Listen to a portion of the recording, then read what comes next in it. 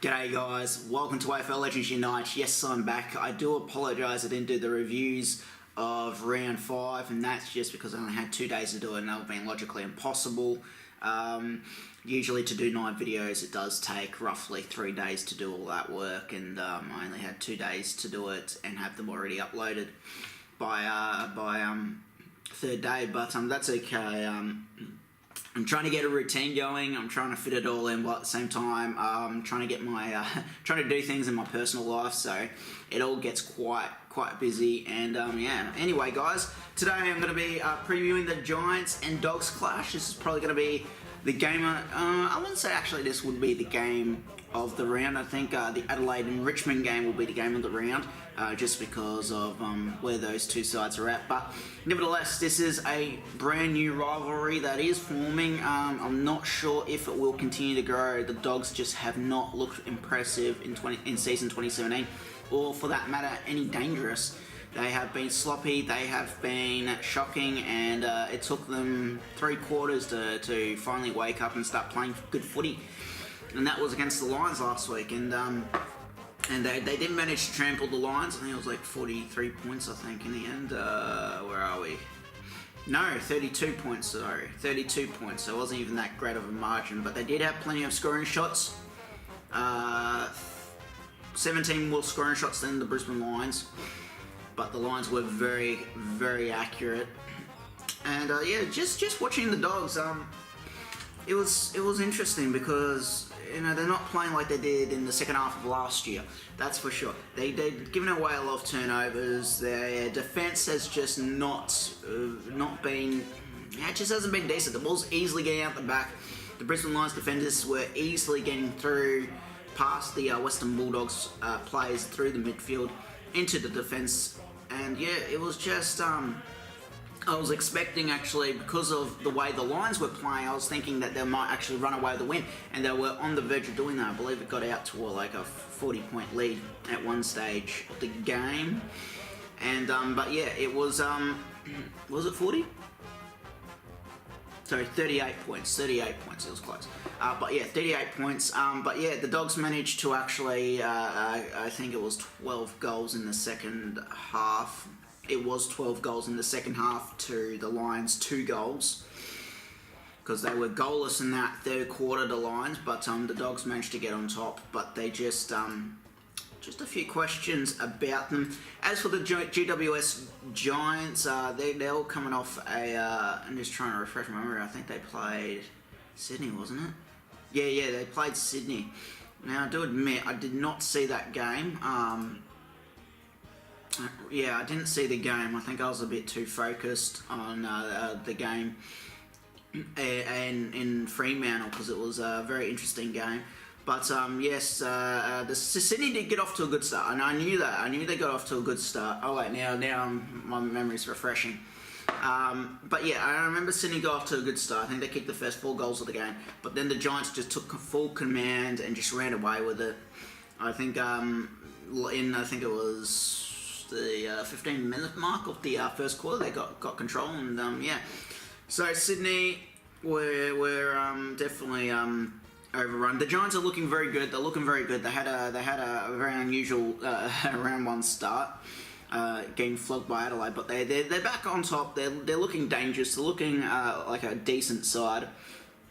They managed to win by 42 points. I think they could have. I think they should have done a little bit better, especially in that first quarter. They just weren't awake at the time. But again, they managed to get control of the game.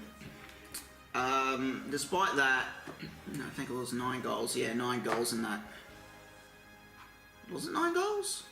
I think there was a 9 goals straight to the Giants, I believe, before Sydney managed to break it. But yeah, it was a very interesting performance by the Giants. I believe Cullen Ward was pretty outstanding. Yeah, Cullen Ward was outstanding for the Giants. And as for the Western Bulldogs last week, you know, they're just, it's really hard to see where they're going to be at the end of the year. They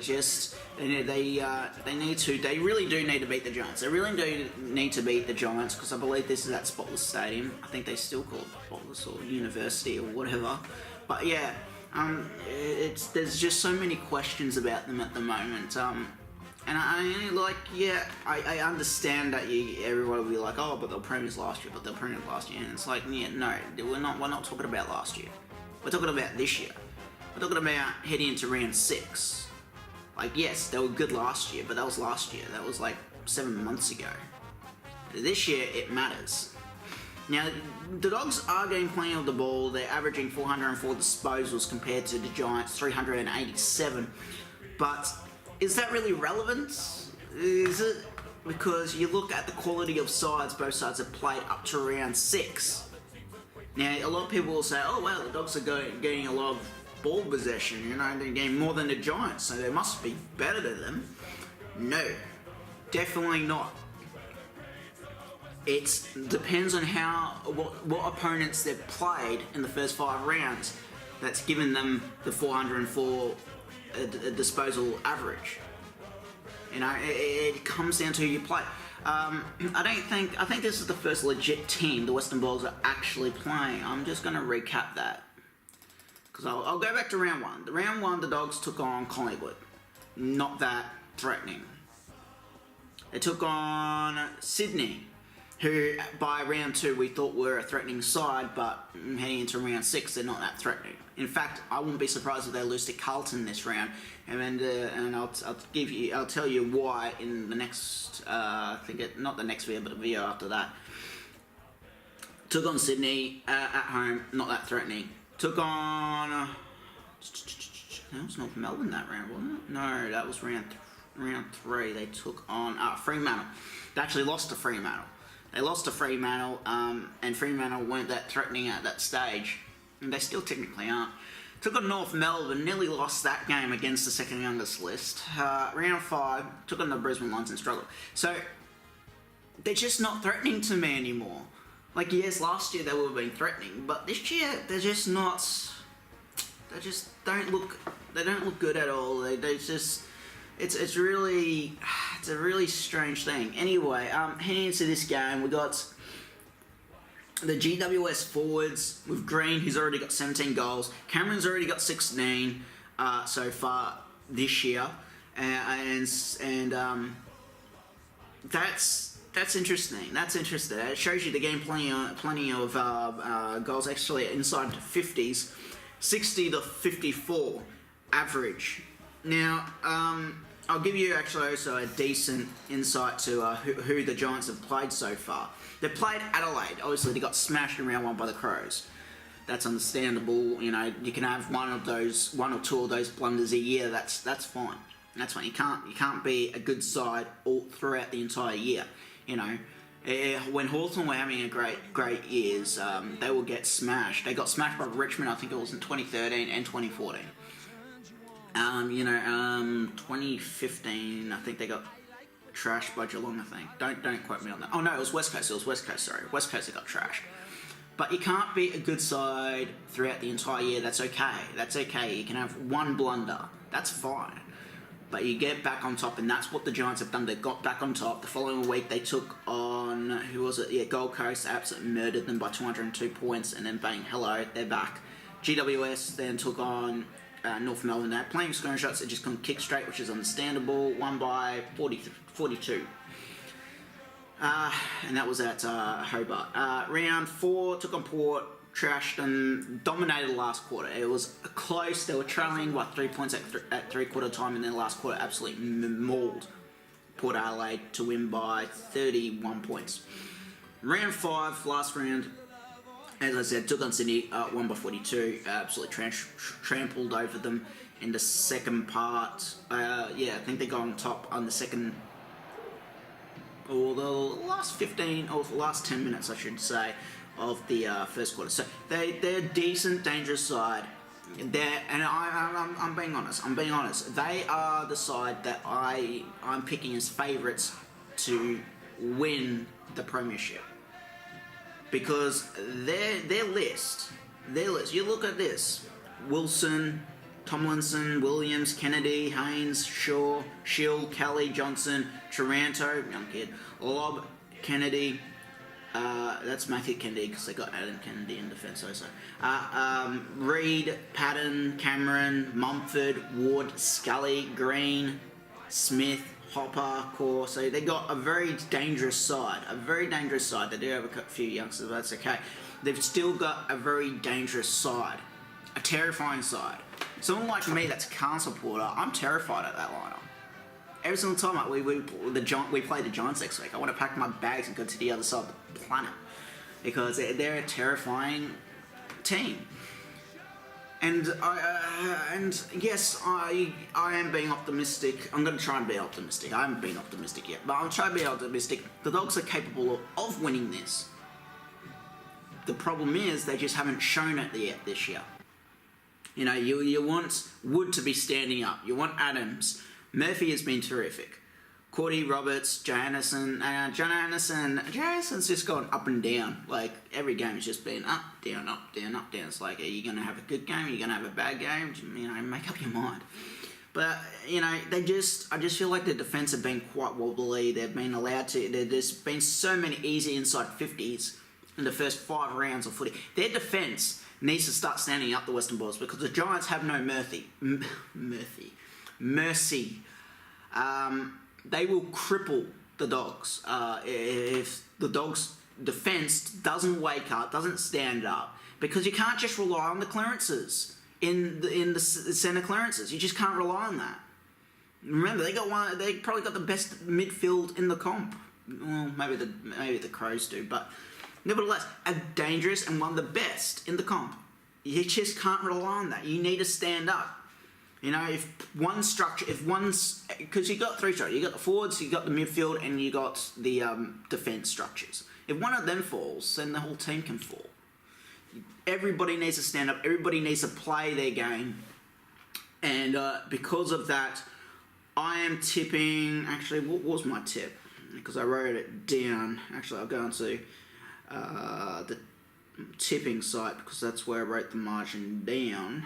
Because I don't want to just make up a margin straight away. I want to use the margin actually used because I did some studying. But yeah, see, because they get a lot of tackles on average, the Western Bulldogs, 77-63. But as we're seeing this year, having a high tackle average doesn't necessarily mean you're a dangerous side. Just means you're laying the tackles, but it's not effective enough. And that's what I've seen with the Dogs. Yeah, 4 points. I tipped the Giants by 4 points. I think I'm playing it a bit safe just because of the last time they played at... oh, wait, this is at Canberra. Why are they playing at Canberra? That's like the second game this year. Hold on. Whoa. Wasn't the Port Adelaide game at Canberra? Why are they playing in Canberra? Sorry, guys, I just realised this because... That's not the first time I've seen the stadium in Canberra. Yeah. Last Giants home game was in Canberra. What's going on? Why is Spotless Stadium not suitable for the Giants? I want to know that. Oh, don't freeze on me now. Yeah, you froze on me, didn't you? I might have to restart it. Round 3, I know, obviously it's home away. Round 2, where did they play round 2? Was that also in Canberra or was that actually at Spotless? It probably was at Spotless. You're not going to open up for me? What is going on? Oh, that was at Spotless. Okay. Well, I'm going to quickly shut down a few things because obviously my computer is not liking it. Something is interfering. Wow. Really? Okay, I'm going to reset you. Yeah, it's the internet itself that's been screwing up, but that's okay. But yeah, that's really bizarre. They're playing more home games in Canberra. I mean, yeah, there's people live there, but they're mostly politicians. I'm pretty sure they're rich enough to get a cab to Spotless. But yeah, I'm playing it safe. I'm tipping the Giants by 4 points. But that's at Canberra. Yeah, I think I'll stick with that because I'm not really familiar with Canberra itself. I don't remember the last time I've seen a game there. It must have been like 5 years ago or something. I think it was the last time any game was broadcast live here in Melbourne from Canberra, so we don't really receive that. Well, that game will be definitely live in Melbourne because it's a Friday night classic. But yeah, I just felt it's very it's just, I don't think it's necessary to play a game there, like especially a game as big as this. But again, you know, Giants don't have a high attendance record at the moment. That's okay, they'll get there. But yeah, it'll be interesting to see how the Western Bulldogs go. But yeah, I'm going to stick with the Giants by 4. I'll stick with that margin just because I don't want to you know, I don't want to play risky. I don't play risky, I play safe, which is why I nearly got all my tips right last week. And I'd just like to say, fuck you, West Coast, for fucking it up. Like, I could have got 9 last week if it wasn't for you guys trekking at the MCG. But anyway, I'm actually going to I love Shield. I love Shield and how he goes about his footy. I love Mumford. The dude's a beast, isn't he? He just smashes through the opponents. He literally, every single time he tackles and smashes the opponent into the ground, you know, they're literally stunned. But yes, I love how they go about their footy, the Giants. For the Dogs, I'm very questionable. They are still technically a young side. They're getting the experience. I wouldn't be surprised if they bail out in the first two, or maybe even in the prelim, because you know they were fantastic last year, but this year's a whole different ball game. But yes, looking at the Giants lineup, as I said, in defence, Wilson, Tomlinson, Williams, halfback in Kennedy, Haynes, and Shaw. No surprises there. Centre in Shill, Kelly, Johnson. Followers in Mumford, Ward, Scully. Half forwards in Taranto, Lob, Kennedy. I think for me in my Supercoach I dropped Taranto. But anyway, Mumford, Sam Reid, Patton, and Cameron make up the forward line. Interchanges in Toby Green, Devon Smith, Jacob Hopper, and Aiden Core. Emergencies in Simpson, Perriman, and Hammelberg. If I said that correct. Phil Davis comes out with a hammy injury, so that's why Taranto's in. As for the Dogs lineup, they've got obviously Boyd's out with an injury, so he's been replaced by Caleb Daniel, while Biggs was omitted and Williams comes in. And so we got Cordy, Roberts, and Johannesson playing defence, halfback in Wood, Adams, Murphy, centres in Hunter, Dalhouse, McRae, followers in Campbell, Bontempelli, and Liberatore. Half forwards in Dunkley, Stringer, and Smith, Clay Smith. A big congratulations to him. He's playing his 50th game, so a big congratulations on the bloke. Forwards in Jong, Boyd, and Piggin. Interchanges in Suckling, McLean, Williams, and Caleb Daniel. Emergencies in Webb, Biggs, and Dale. So obviously no surprises with the Giants, favourites of that. But yeah, that'll be interesting. Still sticking with the Giants by 4 points. Should be an interesting game. Actually, I'm going to go back because I actually want to. Before I actually head off, I will dissect the stats here, so it gives you guys a bit of insights to what to expect. So average disposal efficiency is exactly 76 apiece on percentage. Average percent of efficiency inside 50, 54 to 58% in favour of the Dogs, obviously because of the teams that played, they've managed to get plenty more inside 50s. Average contested possession, 150 to 146 in favour of the Giants. Average uncontested possession is in favour of the Dogs, 258 to 237, so they absolutely smashed that by 21 more uncontested possessions. Marks, 95 to 88 in favour of the Dogs. And they win both the contestants' marks by 3, 10 to 13, and average marks inside 50, 12 to 13. So that's not bad there.